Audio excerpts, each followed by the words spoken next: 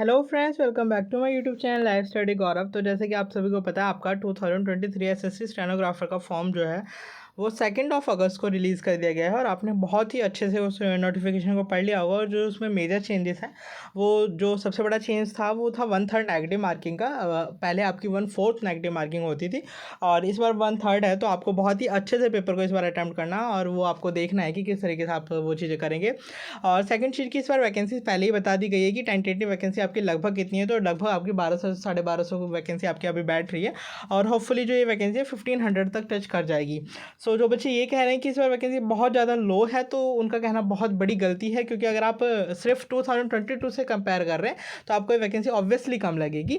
और अगर आप एक चीज़ और देखिए कि 2022 में सबकी वैकेंसी इंक्रीज़ होकर आई थी। लाइक अगर आप सीजीएल की बात करें कि 36,000 वैकेंसी आई थी और 2023 में वो 7,500 हो गई। इतना गंदा डिप देखने को उसमें भी मिला है। तो ऑब्वियसली था, ये बिल्कुल ऑब्वियस था कि इस बार स्टेनो में भी वैकेंसी घटेगी। बट फिर भी वैकेंसी जो है एसएससी स्टेनो में फिर भी अच्छी वैकेंसी आई है यूजुअली, अगर आप 2019 और 2020 वाले बैच से कंपैरिजन करेंगे। ठीक है, सो आपको ये नहीं सोचना है कि वैकेंसी बहुत कम है तो कैसे होगा। तो भाई देखो, अगर आप ये पहले से ही सोच रहे हो कि वैकेंसी कम है तो आपको होगा ही नहीं। ठीक है, टू बी वेरी ऑनेस्ट, ये आपको खुद को तय करना है कि भले वैकेंसी भले कितनी भी कम होती जाए, आपको सिलेक्शन अगर लेना है तो आपको लेना ही है। ठीक है, आपको इतना डिटर्मिनेशन चाहिए तभी आपको इस एग्जाम में अपेयर करना चाहिए, अदरवाइज आप छोड़ सकते हैं। ठीक है, इस वीडियो को भी देखने की जरूरत नहीं है। मैं थोड़ा सा हार्श हूँ जस्ट बिकॉज कि यार देखो, सच्चाई मुझे भी पता है कि इतना मजाक नहीं है। ठीक है, तो इस चीज़ के लिए आपकी कहना कि कम वैकेंसी है तो कैसे होगा, ज़्यादा वैकेंसी है तो हो जाता, ये सब कहना ये सिर्फ वही बच्चे कहते हैं जो मेहनत करना नहीं जानते। जो मेहनत करना जानते हैं वो बहुत आसानी से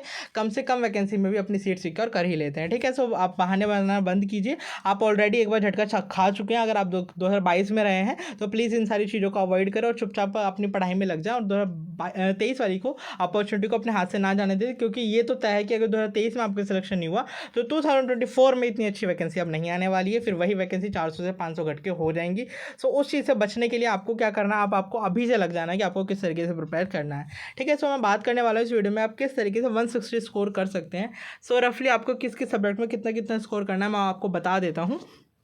तो आपको रफली 90 जो स्कोर करना है वो आपको करना है आपका 80 से 90 के बीच में आपको स्कोर करना है आपका इंग्लिश सेक्शन में। वहीं मैं बात करूँ 45 प्लस आपको स्कोर करना है अपना रीजनिंग सेक्शन में, मतलब मिनिमम आपको 45 तो करना ही करना है।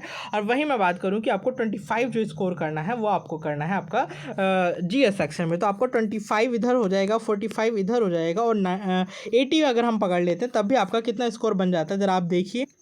तब भी आपका जो है 150 स्कोर बन जाता है। देखो, बट मैंने यहाँ पे पहले ही बोला कि 80 से 90 के बीच में आपको नंबर लाने हैं। तो आपका बड़े आराम से आप ये 160 तक स्कोर टच कर जाएंगे। तो आपको ध्यान रखना है कि आपको मिनिमम जो स्कोर करना है, अगर आप सच में टारगेट लेके चल रहे हैं ग्रेड सी को, तो आपको मिनिमम आपको 160 स्कोर करना पड़ेगा। और फॉर श्योर सिलेक्शन आपको 170 प्लस भी जाना पड़ेगा अगर आपको ग्रेड सी में आपको अपनी एक सीट सिक्योर करनी है तो। ठीक है, अब मैं बात करता हूँ कि किस तरीके से आपको किस सब्जेक्ट को टैकल करना है। तो सबसे पहले हम बात करें इंग्लिश सेक्शन की। तो इंग्लिश सेक्शन में 3 पिलर हैं आपके, कॉम्प्रिहेंशन, रीडिंग, क्लोज टेस्ट। एक तो पार्ट ये हो गया और जिसमें पैराजम्बल वगैरह भी आ जाता है। सेकंड आपका आता है वोकैबुलरी सेक्शन और उसके बाद आपका आता है थर्ड सेक्शन जो आता है वो आपका आता है ग्रामर सेक्शन। तो अब मैं बात करूँ कि आपके कौन कौन से चैप्टर से कौन कौन से क्वेश्चन आते हैं। अगर आपको नहीं पता है तो एक बार लिख लेना, मैं आपको बता दे रहा हूँ रफली। आपके 10 मार्क्स का सेंटेंस इंप्रूवमेंट आता है और 10 मार्क्स का ही आपका स्पॉटिंग द एरर आता है। ठीक है, फिर आपका 10 मार्क्स का एक्टिव पैसिव आता है और 10 मार्क्स का ही आपका डायरेक्ट इनडायरेक्ट आता है, मतलब नरेशन आता है। उसके बाद आपका 5 मार्क्स का पैराजम्बल आता है, 5 मार्क्स का फिलर्स आता है, 5 मार्क्स का ईडियम आता है और 5 मार्क्स का ही आपका क्या आता है एंटो आता है और 5 मार्क्स का ही आपका साइनो आता है। ठीक है, और उसके बाद आपका जो बचता है 15 मार्क्स का आपका पैसेजेस आते हैं और 20 मार्क्स का आपका क्लॉज टेस्ट आता है। ओवरऑल जो आपका पूरा पेपर है वो 100 मार्क्स का बन जाता है इंग्लिश सेक्शन का। ठीक है, सो इस तरीके से आपका जो पूरा पेपर है वो डिस्क्राइब मैंने कर दिया कि 100 मार्क्स आपके किस तरीके से बैठते हैं। ठीक है, इसके बाद हम बात करते हैं कि और क्या क्या चीज़ें आपको किस किस तरीके से कवर करनी है। तो इसमें जो आपको सबसे ज़्यादा ध्यान देना है वो आपको देना कॉम्प्रिहेंशन वाले पार्ट से, लगभग वहाँ से आपका 45 मार्क्स तक का आपको जो कवर है वो होता है। उसके बाद आपको एक्टिव पैसिव और नरेशन पर ध्यान देना जो आपको 20 मार्क्स कैरी करता है। तो आपको इन 2-3 सेक्शन पर सबसे ज़्यादा फोकस्ड रहना है। ग्रामर के लिए भी आपको प्रिपेयर करना है। ठीक है, अब बात करते हैं कौन कौन सी बुक का आप यूज़ कर सकते हैं। अगर आप इंग्लिश करना चाहते हैं और आप इंग्लिश बैकग्राउंड से पढ़े और इंग्लिश बुक को प्रेफर करते हो तो आप ऑब्जेक्टिव टाइप जो एसपी बख्शी की बुक है वो प्रेफर कर सकते हो। अगर आप हिंदी बैकग्राउंड से हो तो आप नीतू मैम की केडी कैंपस की बुक या प्लेन टू पैरामाउंट यूज़ कर सकते हो फॉर ग्रामर, एंड उस पर वोकैबुलरी भी ठीक ठाक दी गई है, तो आप वोकैबुलरी वहाँ से कवर कर सकते हैं। बट मैं श्योरली कहूँगा कि वहाँ से वोकैबुलरी आपकी 100% कंप्लीट आपकी प्रिपेयर नहीं होगी। तो वोकैबुलरी के लिए आपको या तो आप ब्लैक बुक ले सकते हैं या फिर अगर आप खुद से प्रीवियस क्वेश्चंस में से निकाल सकते हैं वोकैबुलरी को, लाइक आप वोकैबुलरी प्रीवियस क्वेश्चन से निकाल लो तो वो भी आपके लिए सफिशिएंट हो जाएगी। सो वोकैबुलरी सेक्शन मैंने आपको बता दिया और ग्रामर सेक्शन में मैंने आपको बता दिया। अब बात आती है कॉम्प्रिहेंशन को किस तरीके से करना है। अगर मैं आपको बोलूँ 2 मंथ्स आप न्यूज़पेपर पढ़ो तो मोस्ट प्रोबेबली आप में से बहुत से बच्चे मना कर देंगे और उनसे होगा भी नहीं। तो मैं आपको न्यूज़पेपर का सजेशन नहीं देने वाला हूँ। आपको कोई भी बुक उठानी है, लाइक कोई भी आपके पास अगर बुक है किरण पब्लिकेशन की या पिनेकल की, तो आपको दोनों में से कोई भी बुक उठानी है और उसमें से क्या करना है, जो क्लोज टेस्ट, पैराजम्बल और पैसेज का पार्ट है, आपको डेली 1 आवर इन तीनों सेक्शन को देना है। डेली 1 आवर अगर आप प्रैक्टिस करोगे, मैं ये नहीं कह रहा हूँ कि आप कहीं से क्लास लो, सिर्फ प्रैक्टिस करो। आप डेली गलतियाँ करोगे, डेली सीखोगे और आप कहीं ना कहीं इंप्रूव करोगे। 2 महीने बाद आप खुद के अंदर ड्रास्टिक चेंज देखेंगे कि आपका रीडिंग कॉम्प्रिहेंशन कितना अच्छा हो चुका है, जस्ट बिकॉज आपने खुद से मेहनत करी है। ठीक है, मैं औरों की तरह ये नहीं बोलूँगा कि यार देखो वो चीज़ बोली जाए ना जो करी जा सकती है। देखो न्यूज़पेपर हर कोई नहीं पढ़ पाता, इसलिए मैंने ये रास्ता बताया। और अगर कोई न्यूज़पेपर पढ़ सकता है उसके लिए वेल एंड गुड है। न्यूज़पेपर हमेशा रीडिंग के लिए आपकी बहुत अच्छी जो बोलते हैं बेस्ट होता है अगर मैं बात करूँ न्यूज़पेपर।